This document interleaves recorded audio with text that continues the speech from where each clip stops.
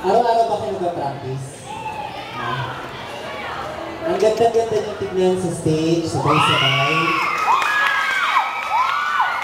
Ang ganda ng galaw, very detailed yung mga movements ninyo, at ang ganda ng choreography. Siguro, bawat changes ng music, may bago.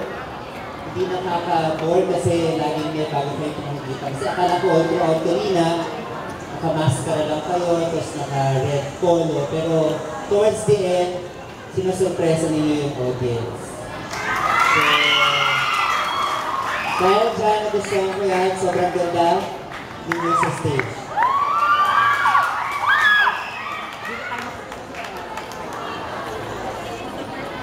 Ayun, maraming salamat, Kuya Danny. Isa siya na bigla ko nawala. Kaya